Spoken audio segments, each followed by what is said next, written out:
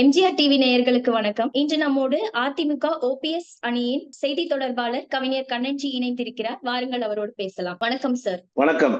MGR TV நேயர்களுக்கு வணக்கம் sir. நேற்று கட்சியில இருந்து நீக்கப்பட்ட ஏவி ராஜா அவர்களை பத்தி தான் பெரிய சர்ச்சை போயிட்டு இருக்கு. அவர் நடிகைகள் வந்தாங்க, இந்த மாதிரி கூவத்தூர்ல இருந்தப்போ இந்த மாதிரி பல சேட்டைகள்லாம் நடந்தது அப்படின்னு ரொம்ப அபத்தமான ஒரு கருத்தை சொல்லியிருக்கிறாரு. இத பத்தி நீங்க என்ன நினைக்கிறீங்க? இந்த கூவத்தூர்ல நடந்தது ஒரு பெரிய மர்மமாவே இருக்குதா? கூவத்தூர் குளறுபடிகள் அல்லது கூவத்தூர் கொடுமைகள்னு ஒரு படமே எடுக்கலாம்.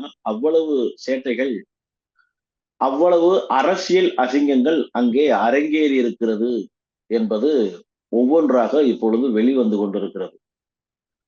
ராஜு அவர்கள் சொன்ன கருத்து உண்மைதான். ஆனால் பெயரை குறிப்பிட்டு, நபரை குறிப்பிட்டு அவர் சொல்லியிருக்க வேண்டியதில்லை.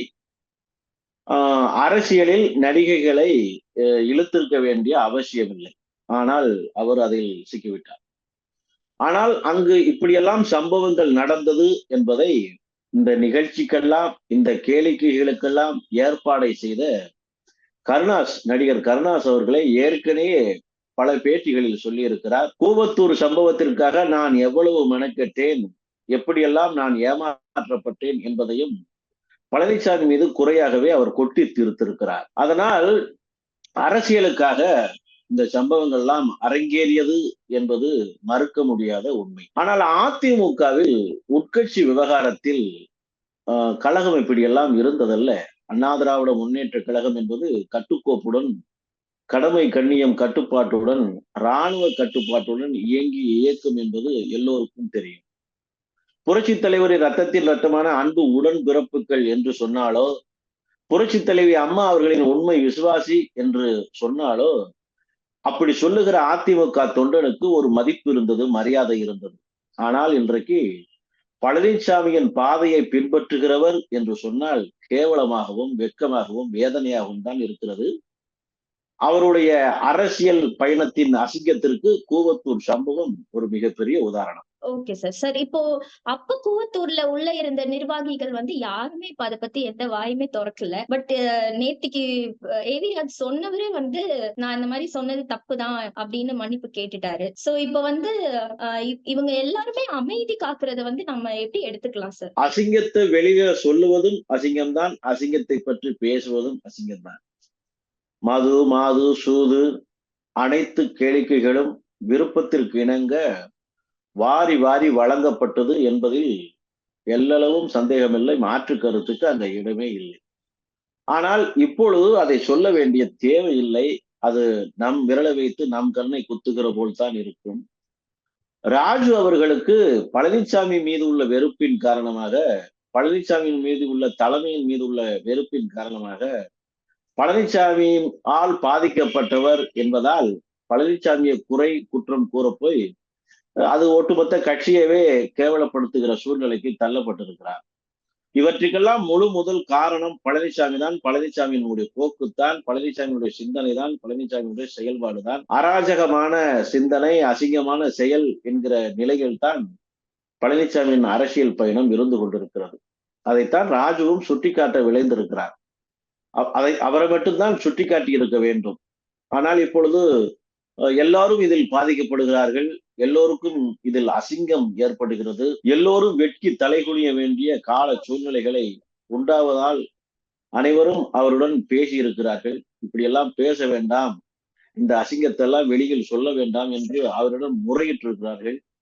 அதன் காரணமாக இன்னும் நிறைய பேர் பாதிக்கப்பட்டு விடக்கூடாது என்பதற்காக ராஜு அதை இப்பொழுது தவிர்க்க ஆரம்பித்திருக்கிறார். சார், வழக்கமா இதுக்கு முன்னாடி பாஜகவினர் தான் பெண்களை பத்தி பேசி இந்த மாதிரி சர்ச்சையில சிக்கிடுவாங்க. சோ இந்த வாட்டி அதிமுகவினர் இந்த மாதிரி சர்ச்சையில சிக்கிறத எப்படி பாக்குறது? இல்ல, அதுக்கும் இதற்கும் சம்பந்தம் இல்ல. இங்க பெண்கள் யாருமே நான் பாதிக்கப்பட்டேன் என்கிற பாதிப்பு அடைந்து விட்டேன், எனக்காக பாதிப்பிற்கான நியாயத்தை பெற்றுத்தாருங்கள் என்று இங்க யாரும் சொல்லவில்லை. இதில் குற்றம் குறை யாரும் வெளியிலிருந்து சொல்லவில்லை. பாதிக்கப்பட்ட ராஜு பழனிசாமி வகைரா மீது குற்றத்தை சுமத்துவதற்காக சொல்லப்பட்ட இந்த விஷயம்தான். இதில் நடிகைகள் பாதிக்கப்பட்டதாகவோ, நடிகைகளை ஏமாற்றியதாகவோ, பெண்களை இதில் நாசம் செய்ததாகவோ அப்படி குற்றச்சாட்டு, அப்படி ஒரு கம்ப்ளைண்டே இது இல்லை. இப்படியெல்லாம் சம்பவங்கள் இங்கு அரங்கேறியது. இப்படித்தான் பழனிசாமி அரசியல் பயணத்தை தொடர்ந்தார். இவ்வாறெல்லாம் வாரி வழங்கித்தான் பழனிசாமி பதவிக்கு வந்தார் என்பதைத்தான் ராஜு சொல்லியிருக்கிறார். இதில் பெண்களுக்கான மான மரியாதைக்கான இழப்போ இழப்பீடோ அப்படி ஒன்றும் இல்லை. அப்படி நாம் அதை பார்க்க வேண்டியதில்லை. பாதிக்கப்பட்ட பெண்கள் யாருமே நான் பாதிக்கப்பட்டதாக கருத்துக்களை கூறவில்லை. இதெல்லாம் நடந்த சம்பவமாக அவர் கூறியிருக்கிறார். அந்த அளவில் தான் இதை பார்க்க வேண்டும். எடப்பாடி பழனிசாமி சொல்றாரு, நாங்க வந்து அவர் ஒரு ஆளாவே கன்சிடர் பண்ணல, ஏதோ ஐயோ பாவம்னு ஒரு பதவியை கொடுத்து வச்சிருந்தோம், இப்ப அதையும் தூக்கியாச்சு அப்படிங்கிறாரு. சோ இதை எப்படி பாக்குறது சார்? பழனிசாமிக்கு ராஜு மட்டுமல்ல, ராஜாவே ஒரு பொருட்டே அல்ல. ஏன்னா பழனிசாமியுடைய பாதைங்கிறது கண்மூடித்தனமான காட்டு மிராண்டித்தனமான பாதையாக மாறிவிட்டது. குதிரைக்கு கடிவாளம் கட்டி பயணிக்கிறவன் பாதையாக அது மாறிவிட்டது. தலைவரை மதிக்க மாட்டார், தொண்டரை மதிக்க மாட்டார், நிர்வாகிகளை மதிக்க மாட்டார், அதிமுக விதிகளை மதிக்க மாட்டார், சட்டத்தை மதிக்க மாட்டார். பழனிசாமி தன்னுடைய சுயநலத்திற்காக சுய லாபத்திற்காக தன்னிலை உணராமல் தான்றோன்தனமாக நடப்பதையே தன்னுடைய கொள்கையாகவே மாற்றி பயணத்தை மேற்கொண்டிருக்கிறார். துரோகமே பிறப்பாய், துரோகமே வளர்ப்பாய், துரோகமே தன் வாழ்நாள் தத்துவமாகவே எண்ணி செயல்படுவதால் தொண்டர் போனாலும் கவலைப்பட மாட்டார், நிர்வாகி போனாலும் கவலைப்பட மாட்டார். இவருக்கு பதவி வழங்கினார்கள் அல்லவா, அவர்கள் இந்த இயக்கத்தை விட்டு போனாலும் சரி, இவர் தூக்கி எறிவதற்கு தயாராக இருப்பார். இவரால் உண்ட வீட்டுக்கு ரெண்டகத்தை செய்வார், கூட இருப்பவர்களுக்கு குழியை பறிப்பார். இது தன்னுடைய தொழிலாகவே அவர் பயணிக்க ஆரம்பித்து விட்டார். அதனால் அனைவரையுமே அப்புறப்படுத்தி விட்டால் இங்கு யார் இருப்பார்கள், இந்த இயக்கத்தில் யாரால் இந்த இயக்கம் வளர்ச்சி அடையும் என்பது அவருக்கு தெரியவில்லை. ஆனால் போகிற போக்கு காலம் தன் வேலையை சரியாக செய்யும் என்பதற்கு இணங்க பழனிசாமி இல்லாத அதிமுக உருவாகும். அப்பொழுது பழனிசாமிங்கிற நபர், சிலுவம்பாளையம் சின்னசாமி என்கின்ற பாம்பாட்டி பழனிசாமி இந்த இயக்கத்திலிருந்து அப்புறப்படுத்தப்படுவார். அதற்கான பூர்வாங்க வேலைகள் எல்லாம் நடந்து கொண்டுதான் இருக்கிறது. ஒட்டுமொத்த தொண்டர்களும் ஒருங்கிணைந்து இந்த பச்சை துரோகிகளை, பாம்பாட்டிகளை, பச்சோந்திகளை அப்புறப்படுத்தித்தான் அதிமுகவை காப்பார்கள் என்பதில் மாற்று கருத்தே கிடையாது. சரிங்க சார். சட்டமன்றத்துல ஓபிஎஸ் அவர்களின் இருக்கை மாற்றப்பட்டிருக்கிறது. சோ இதை எப்படி பாக்குறீங்க? இருக்கை இதெல்லாம் ஒரு விஷயமா? இருக்கையா பெரிது. கழகத்தின் ஒருங்கிணைப்பாளர் சொல்வது போல் அவர் பார்க்காத இருக்கையா? முதலமைச்சராக இருந்து விட்டார், துணை முதலமைச்சராக இருந்து விட்டார், அவை முன்னவராக இருந்து விட்டார், எதிர்கட்சி தலைவராக இருந்து விட்டார், எதிர்கட்சி துணைத் தலைவராக இருந்து விட்டார். புரட்சி தலைவி அம்மா அவர்கள் இருக்கும் போதே இருமுறை முதலமைச்சராகவும், அவர் மறைந்த பிறகு 3வது முறை முதலமைச்சராகவே பயணித்து விட்டார். அதனால் பதவியோ பதவி ஆசையோ இதெல்லாம் அவருக்கு ஒரு பொருட்டே அல்ல. பதவி ஆசை பிடித்த பைத்தியங்களுக்கு வேண்டுமென்றால், பணத்தாசை பிடித்த பன்னாடைகளுக்கு வேண்டுமென்றால் இந்த இருக்கையோ இருப்பிடமோ முக்கியமாக தோன்றலாம். அவருக்கு அது முக்கியமும் அல்ல, அதை பற்றி எங்களுக்கு சிந்தனையும் இல்லை. ஒரு விஷயத்தை உங்களுக்கு சுட்டிக்காட்ட ஆசைப்படுகிறேன். இப்படித்தான் 1973ஆம் ஆண்டு இதய தெய்வம் புரட்சி தலைவர் எம்ஜிஆர் அவர்கள் திமுகவிலிருந்து நீக்கப்பட்ட பொழுது, அப்பொழுது அவரும் ஒரு சட்டமன்ற உறுப்பினர் தான். அவர் திமுகவிற்கு பொருளாளராகவே இருந்தார். அவர் நீக்கப்பட்ட பொழுது திமுகவினர் புரட்சி தலைவர் எம்ஜிஆர் அவர்களை அசிங்கப்படுத்துவதும் அவமானப்படுத்துவதும் நாளொரு மேனியும் பொழுதொரு வன்மமாக அரங்கேற்றி கொண்டிருந்தார்கள். சட்டமன்றத்தில் இதே ஜெயக்குமார் இருக்காருல்ல, இப்ப இருக்காருல்ல அண்ணன் சொட்ட ஜெயக்குமார், சிந்து புகழ் மெயின் ரோடு வழி, அவங்க அப்பா துரைராஜு புரட்சி தலைவர் மீது செருப்பை கொண்டு வீசுகிறார். செருப்பு வீசிய பரம்பரையிலிருந்து வந்தவர் தான் சொட்ட ஜெயக்குமார். அதை அவர் இப்பொழுதும் மறந்திருக்க மாட்டார் என்று நினைக்கிறேன். அவங்க அப்பா புரட்சி தலைவர் எம்ஜிஆர் மீதே செருப்பை வீசுகிறார். புரட்சி தலைவர் எம்ஜிஆர் அவர்கள் சட்டமன்றத்திற்கு வெளியே அவமானப்படுத்தப்பட்டு வெளியேற்றப்படும் பொழுது, வெளியே வரும்பொழுது அவர் நிறுத்திய அந்த வாகனத்தின் மீது புரட்சி தலைவர் அவர்களுடைய கார் மீது சாணியை கரைத்து, ரோட்டில் கிடந்த சாணியை எடுத்து சாணியை கரைத்து அந்த கார் மீது ஊற்றுகிறார்கள், வாகனத்தை சேதப்படுத்துகிறார்.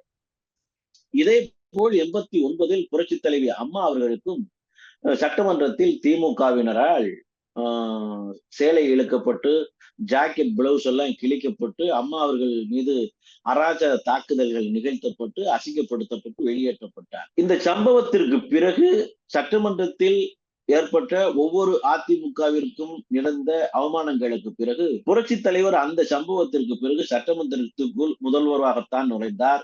புரட்சி தலைவி அம்மா அவர்கள் அந்த அசிங்கத்திற்கு பிறகு சட்டமன்றத்திற்குள் நுழையும் போது முதல்வராகத்தான் நுழைந்தார்.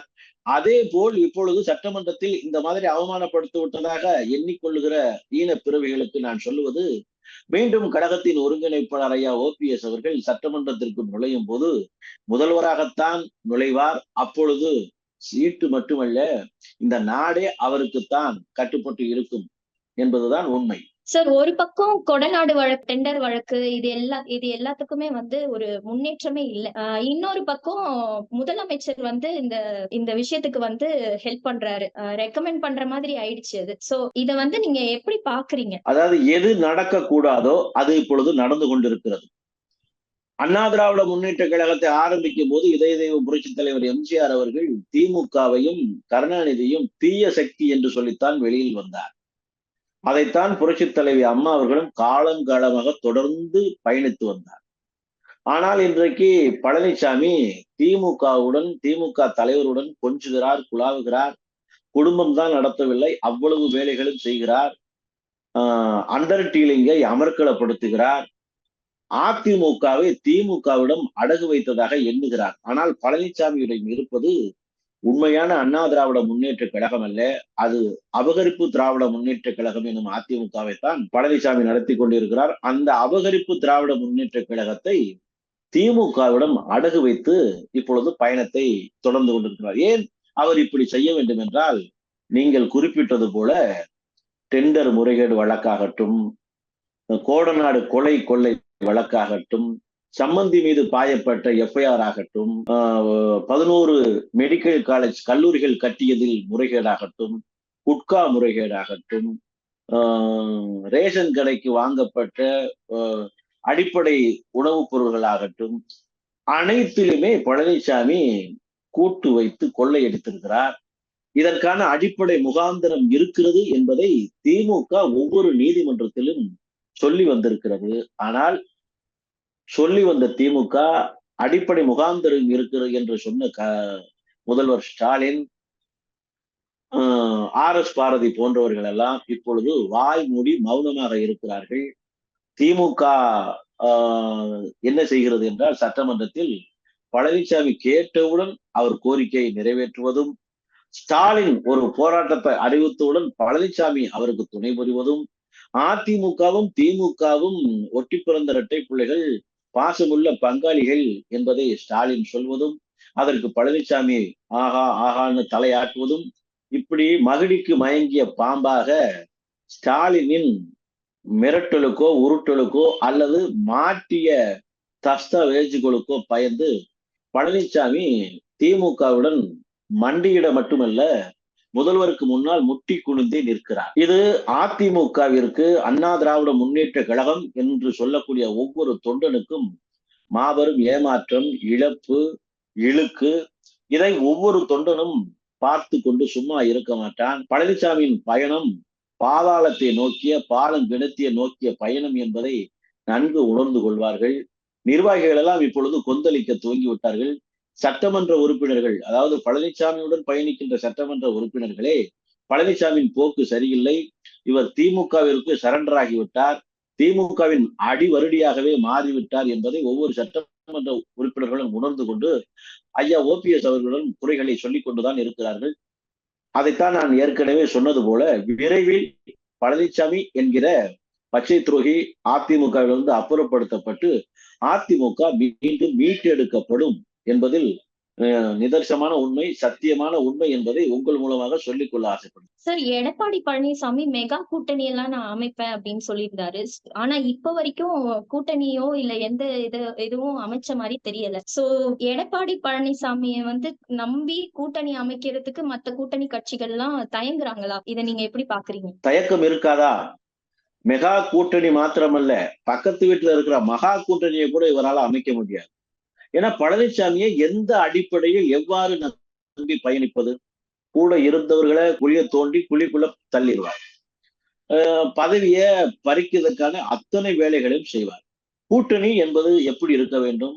ஒற்றுமையாக, ஒற்றை கருத்தோடு எதிரிகளை வீழ்த்த வேண்டும் என்கிற சிந்தனையோடு செயல்பட வேண்டும். இவர் யாரு எதிர்க்க கூட்டணி அமைத்திருக்கிறார்? பாஜகவை எதிர்க்கவா? திமுகவை எதிர்க்கவா?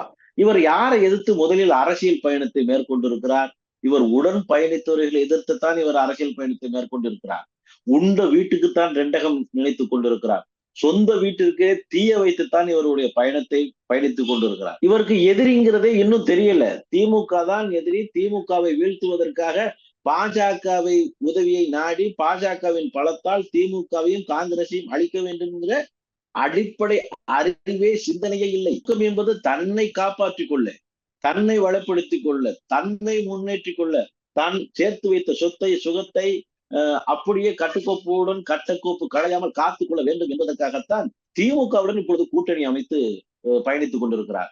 நாம் நினைத்தது மாதிரி மெகா கூட்டணி அமைப்பேன் என்கிறது பிற கட்சியுடன் இணைந்து திமுகவை அழிப்பதற்காக அவர் சொல்லவில்லை. தன்னை காத்து கொள்வதற்காக திமுகவுடன் இணைந்து பயணிப்பதைத்தான் இவர் மெகா கூட்டணி என்று சொல்லியிருக்கிறார். நிச்சயமாக ஒரு கட்சி, அங்கீகரிக்கப்பட்ட கட்சி மாத்திரமல்ல, லெட்டர் பேடில் மட்டும் இருக்கும் கட்சிகள் கூட பழனிசாமியை ஆதரிக்காது, பழனிசாமியுடைய பயணத்தை ஏற்காது. அரசியல் வரலாற்றில், அரசியல் சரித்திரத்தில் அப்புறப்படுத்தப்பட வேண்டிய ஒரு ஆள் யார் என்றால் அது பழனிசாமி. அவர் பயணம் என்பது திமுக தீய சக்தி என்றால் பழனிசாமி ஒரு துரோக சக்தி. புரட்சி தலைவருக்கு திமுக தீய சக்தி என்றால் அதிமுகவிற்கு, அதிமுக தொண்டனுக்கு பழனிசாமி ஒரு துரோக சக்தி. இப்பொழுது தீய சக்தியும் துரோக சக்தியும் கூட்டணி அமைத்துக் கொண்டு அதிமுகவை அளிக்கின்ற அழிவு சக்திகளாக இவர்கள் மாறியிருக்கிறார்கள். இதை நாம் உணர்ந்து கொண்டு ஒவ்வொரு தொண்டனும் தெரிந்து கொண்டு பழனிசாமிங்கிற துரோக சக்தியை அழித்தொழித்தால்தான் திமுகங்கிற தீய சக்தியை நாம் எதிர்க்க முடியும் என்பதை தெரிந்து புரிந்து பழனிசாமியை அப்புறப்படுத்தப்பட வேண்டும். அப்புறப்படுத்தப்பட வேண்டிய அழிவு சக்தி என்பதை உணர்த்தப்பட வேண்டிய சூழ்நிலை இப்பொழுது இருக்கிறது.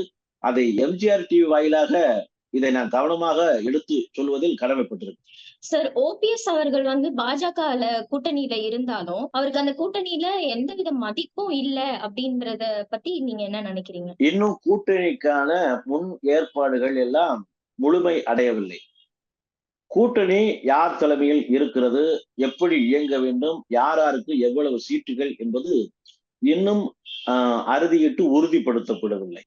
அதனால் மதிப்பு மரியாதை அப்படிங்கிறது இது மீடியாக்களாக, பிற கட்சிகளாக, இல்லை பழனிசாமியினுடைய ஆதங்கமாகத்தான் இது வெளிப்பட்டு கொண்டிருக்கிறது. உரிய மரியாதை, உரிய அங்கீகாரம் அதிமுகவினுடைய உண்மையான தலைவர் ஓபிஎஸ் தான் என்பதை பாஜக தலைவர்கள் உணர்ந்திருக்கிறார்கள். இடையில் வந்த ஏற்பாடாக, தற்காலிக ஏற்பாடாகத்தான் பழனிசாமி பயணம் இருந்திருக்கிறது, இருக்கும். அதனால் இன்னும் அதிமுகவிற்கான வழக்குகள் முடிவடையவில்லை. அதிமுக முழுமையாக ஓபிஎஸ் அவர்களின் கைக்குத்தான் வரும். ஒருங்கிணைப்பாளர் தான் இந்த இயக்கத்தை ஒற்றுமைப்படுத்தி வழிநடத்துவார்.